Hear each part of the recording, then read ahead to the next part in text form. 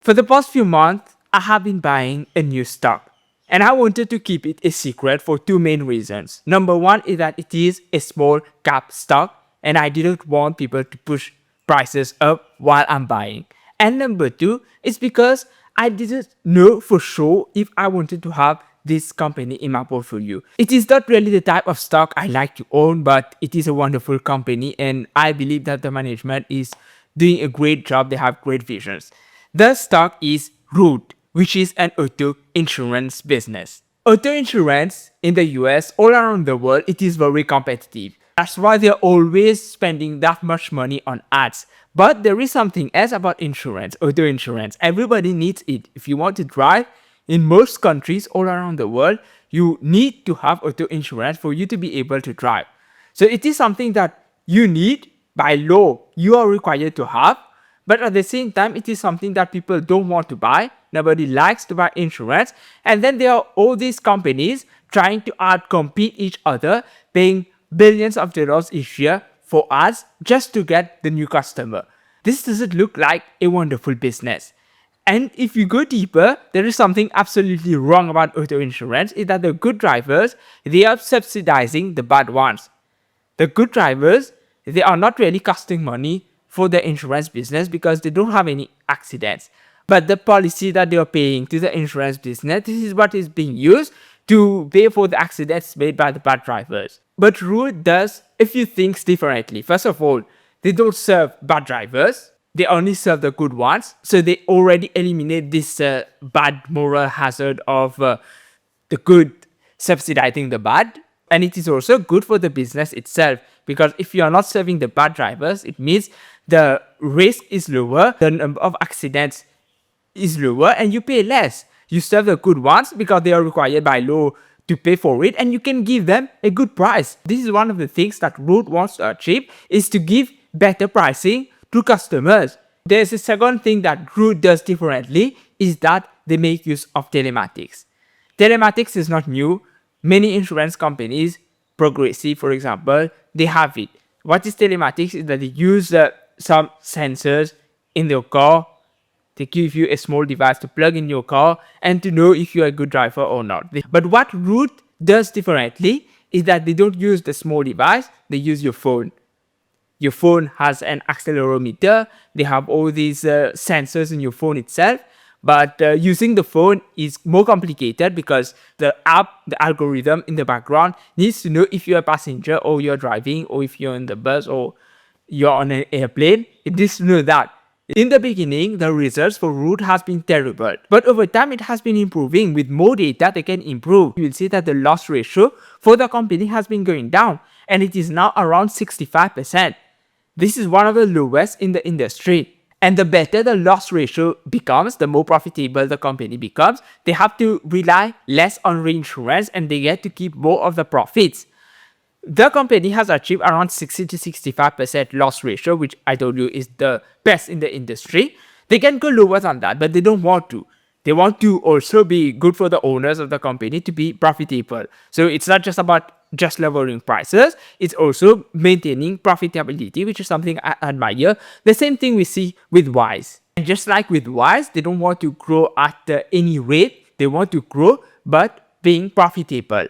At some point, the company cut marketing expenses by 95% and lowered the workforce by 50%. So they fired half of the staff.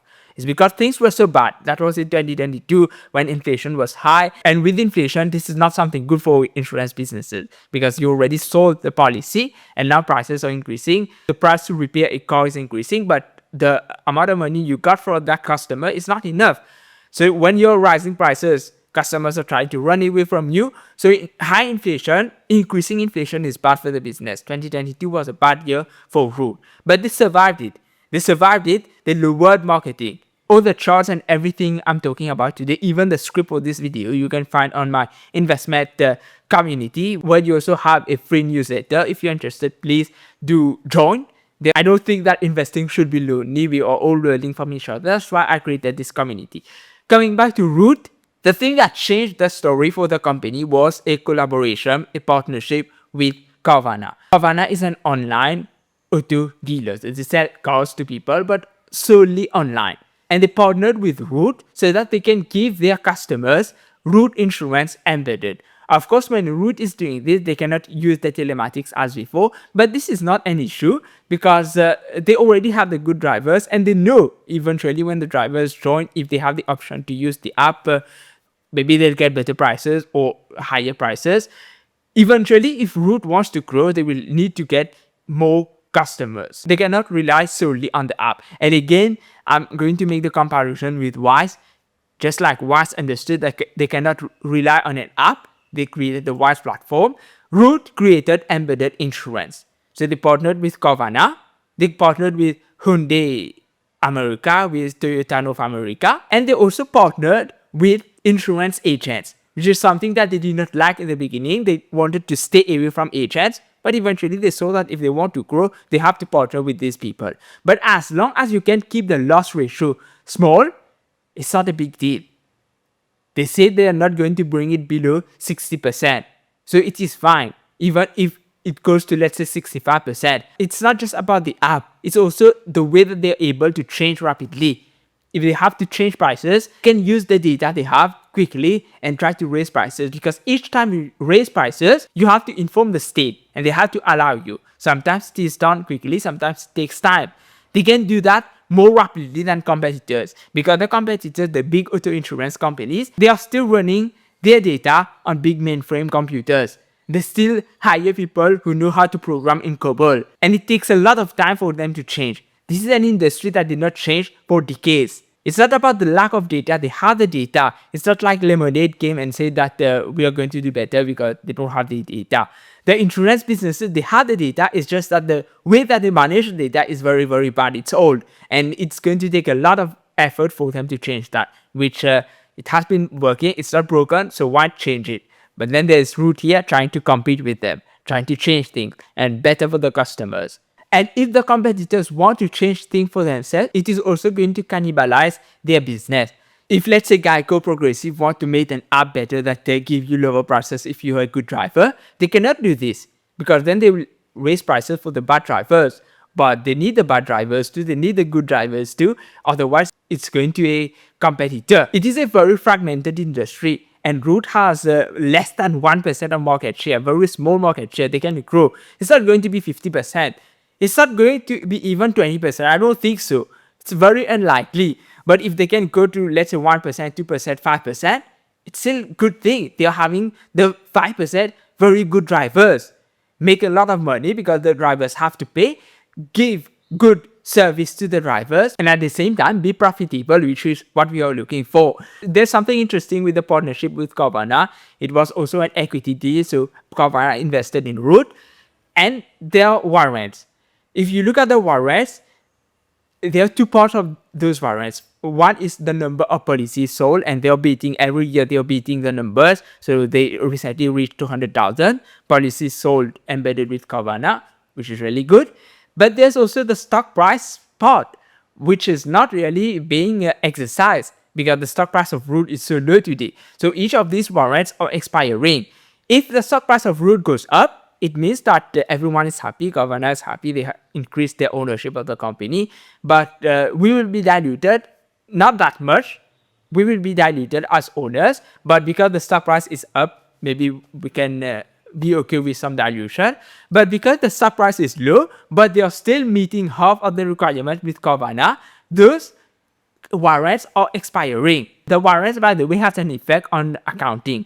They are amortized, so it is not a real cash cost. They are amortized. You'll see it on the income statement. So when you're looking at the company, don't look this as a real expense. Eventually, if the stock price remains that low, what will happen is that everything is working well with Carvana, but we get to keep more of the company without the dilution. So it's a win-win for everyone. Maybe Carvana will be a little unhappy they don't own more, but that's okay because they are selling the insurance, so they are still winning. Another interesting accounting fact with Root is that they may not be paying that much taxes for decades because they have accumulated so many losses. They have deferred tax assets. But if you look at the balance sheet, you won't see that deferred tax assets. because it is off balance sheet. So the way that accounting works is that every year they have to estimate based on how likely the company is going to be profitable every year, and usually they base the estimates on the past. So if the company has been losing money, it is expected it will keep losing money, and then how much taxes they will pay, so that they can put the DTA, the deferred tax assets, on the balance sheet.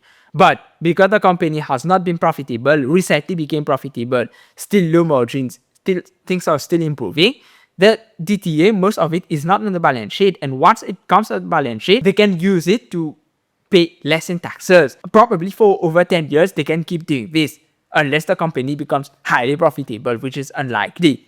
But it will still be profitable for owners, profitable enough.